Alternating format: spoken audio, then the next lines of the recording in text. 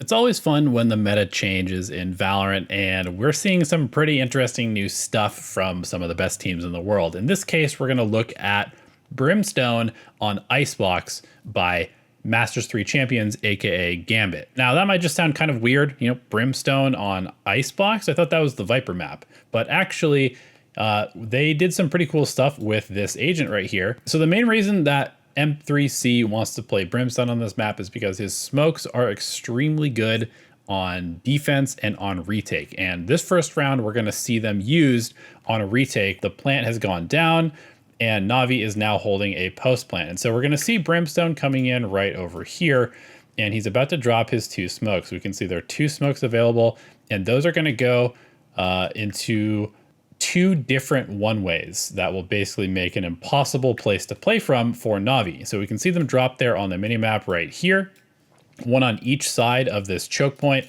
And once we switch over to the Na'Vi point of view from the players behind the smokes, we're going to be able to see just how difficult it is to play from behind this. So you can see anybody playing over here in jail can't see anything. And then we're going to swap over to the player perspective of the person in Nest, who is also trying to play post plant. And once again, we can see there's absolutely no vision. There's a little bit of room to peek out, but there isn't a ton of opportunity for Na'Vi to fight for this post plant. The one-way smokes from Brimstone essentially cuts Na'Vi in half, and the 2 players that are behind the smokes can't really help their teammates in front of the smokes. So it just becomes a numbers advantage where M3C is able to trade out 4 against 2, and then they're able to win a 3 against 2 for the final post plant. So I just want to give a couple other quick examples of how these smokes are used. And we're going to see Chronicle placing one right here and getting a kill through it. And I just wanted to highlight this real quick just because it shows sort of how difficult it is to play through. But this is a smoke that Vipers have used when they play A site pretty often. You can actually bank it off of this upper area and just, place this smoke as a Viper.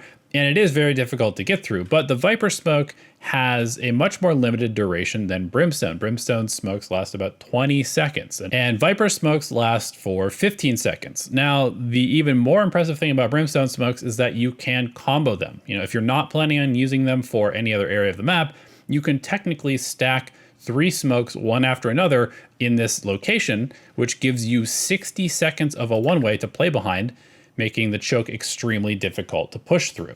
And on top of those one-ways, you can do some pretty cool stuff to just add a little bit of a wrinkle into the play. We're going to see that here with M3C dropping the same smoke right here, the one-way that has been placed, I believe, every round so far. But you can also see that there's now a KO playing up into pipes that is going to now flash through the smoke and peek out. It just makes it even more dangerous to approach this area of the map. And I really like this play because now we're going to see some early control from M3C. They challenge A early, and they also have now walked their chamber down through tube. So as we can see here, chamber is basically controlling all of this area. And this means that maybe he gets the kill. He probably gets at least one, and he gives them all the information. And there's also a chamber trip here at the top of B. So now, within the first 10 seconds of the round, Na'Vi on the attack is basically boxed in to A site. They're pretty much committed to A site. They can't really go backwards. And if they want to go forward, they have to go through this 60 seconds of one-way smoke, as we see Chronicle stack another one there on top of it. Because of this advanced position for the chamber, we can see that there's actually 4 players stacked on the A side because they're so confident Na'Vi has to go to the A site. So another thing that's cool about Brimstone is that he's a very bursty hero on the attack side of things. He's very explosive, and things can happen very quickly because the smokes happen instantaneously. So right off the bat, we're going to see 2 smokes dropped from Brimstone, and these are very odd smokes to see on Icebox. Smoking up here, and then there's one around the corner as well. So this indicates to Na'Vi that there's probably some sort of hit coming up into kitchen or maybe down through here under tube. And so what they're going to do is they're going to quickly rotate, this being a pistol round, to counter that. And you can see that there's now 3 players basically grouped around the kitchen area. They're sending over a 4th player, so there's 4 players here in middle trying to defend this, what seems to be a very quick hit up through middle towards probably the B side.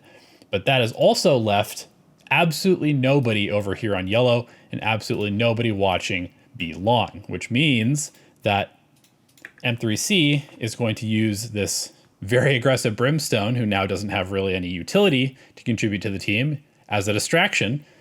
And the other two players are going to just kind of create some noise and some distraction. And we see that there is now a completely free uncontested plant over here on the B site. So that's going to obviously draw Navi's attention back over this way. And as a result, M3C is going to have these two players pull back. And the normal pathing for this would probably be to try and come through under tube or to go all the way back around and reinforce through B long. But instead, they're going to walk two players up and around through spawn to the backside of kitchen.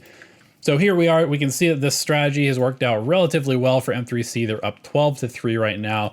And I just wanted to showcase one more sort of execute round. We can see it's basically kind of a broken but forced buy here at the very end of the game for Navi. And of course, a gun round here for M3C.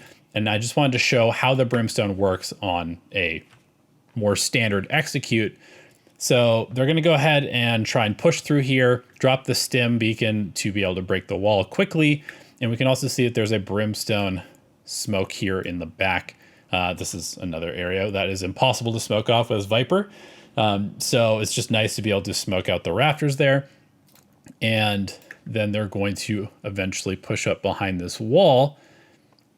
We're going to see another little bit of Brimstone utility flying through. So a molly here. This is a standard place for people to peek out, is from behind the main back of sight area.